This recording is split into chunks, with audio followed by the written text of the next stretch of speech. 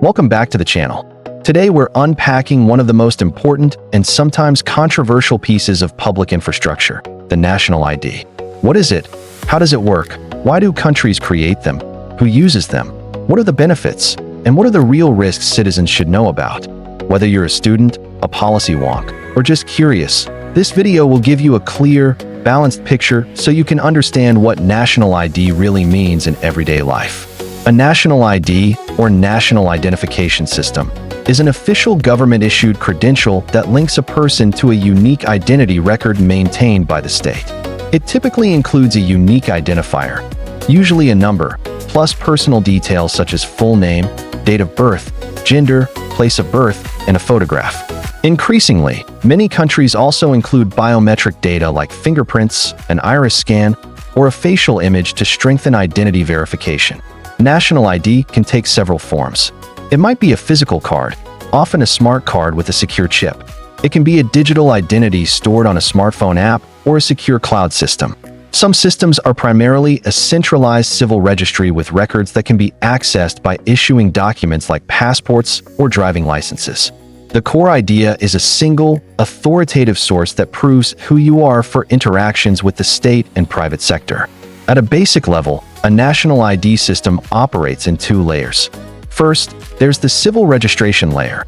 Births, deaths, marriages, and other life events are recorded to create and update a person's legal identity. Second, there's the authentication layer. The ID itself, a card, number, or digital credential, is used to verify that the person presenting it matches the record. When someone enrolls, they provide documents and biometrics. The system issues a unique identifier tied to the individual's record. Later, when the person interacts with services, applying for a passport, accessing healthcare, or opening a bank account, the service provider checks the presented identity against the central record to confirm eligibility or to authenticate transactions. Governments create national IDs for many practical reasons. Administrative efficiency. A single ID reduces duplicate records, simplifies record keeping, and speeds up public administration. Service delivery. It helps target social benefits, pensions, healthcare, and subsidies to the right people and reduces fraud.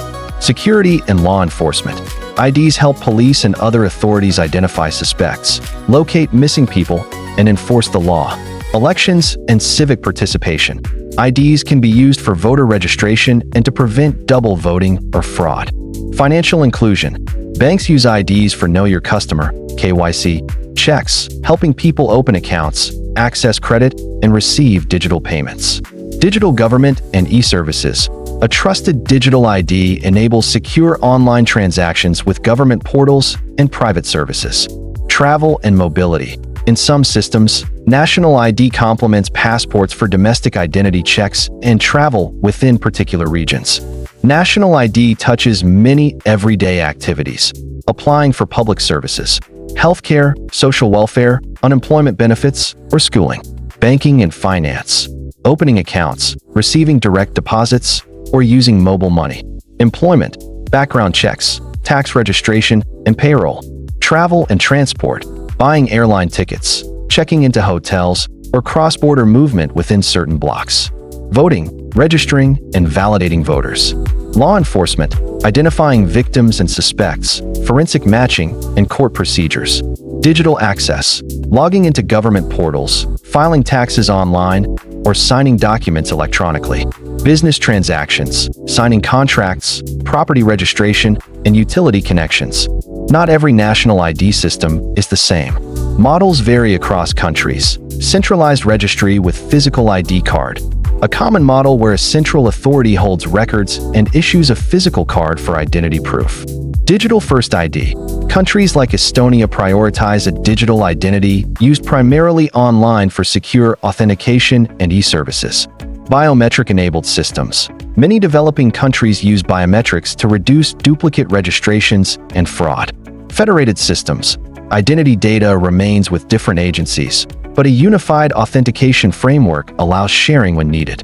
Decentralized or privacy-respecting models. Some designs use cryptographic techniques and minimal data disclosure to preserve privacy while still enabling verification. A well-designed national ID system brings several benefits. Inclusion and access. When governments link people to services, it can expand access to healthcare, education, and financial services.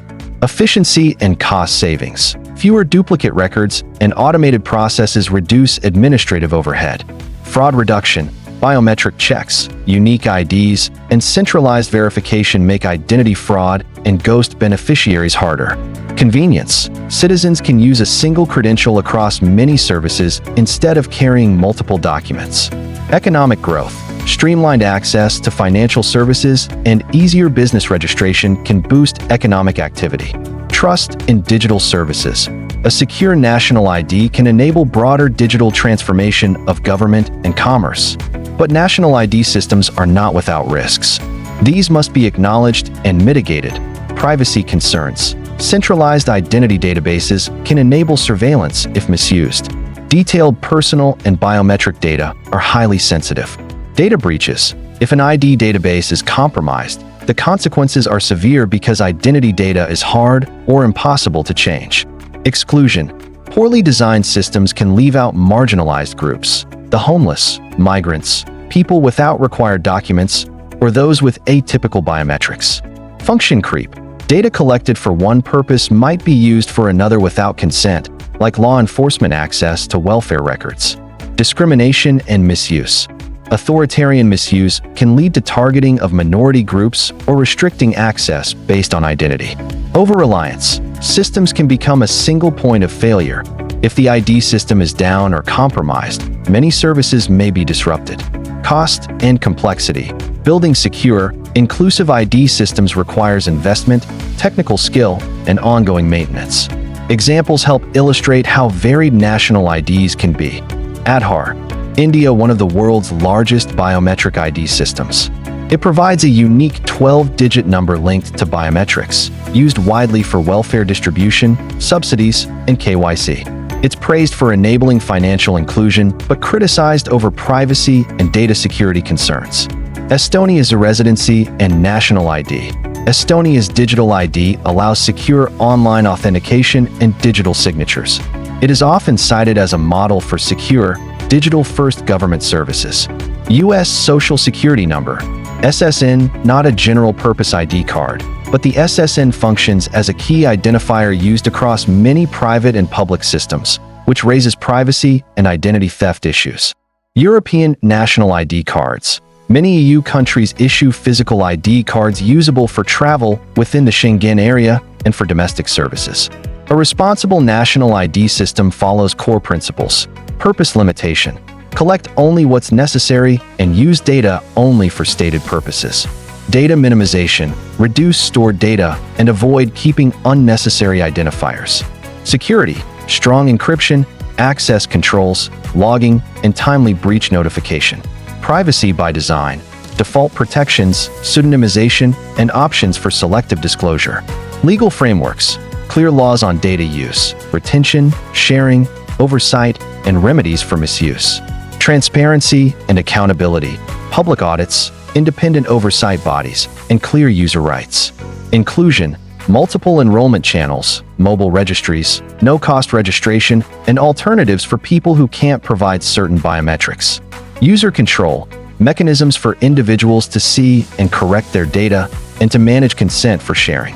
If your country has a national ID, you can take steps to protect yourself. Keep your physical ID secure and report loss immediately. Use official channels to check what data is collected and how it's shared. Register complaints if you're denied services due to ID or if your data is mishandled. Use two-factor authentication for digital services and strong, unique passwords. Stay informed about data breaches and follow official guidance when incidents occur. National ID systems raise important public policy questions. Should identity be a universal right or tied to citizenship and documentation? How to balance national security and crime prevention with individual privacy and civil liberties? Who controls the data? The state, the individual, or a mix of both? How to ensure inclusion while preventing fraud and abuse? What oversight mechanisms prevent function creep and ensure accountability? These debates matter because design choices have long-term consequences for rights, equality, and social trust. In short, A national ID is a powerful tool for modern governance and commerce. When done well, it can expand access to services, reduce fraud, and enable digital government. When done poorly or abused, it can exclude people, erode privacy, and enable surveillance. The key is transparent legal frameworks, strong technical safeguards, inclusive design, and independent oversight. If you found this useful, like and subscribe for more explainers on technology, policy, and how they affect your everyday life. Drop a comment. Does your country have a national ID? What has your experience been? Positive, negative, or mixed? I'll read the comments, and we may cover specific country systems in a future video. Thanks for watching. If you enjoyed this video, don't forget to like, subscribe, and hit the notification bell for more tech deep dives like this. This Tech in Minute. Until next time, stay curious and keep exploring.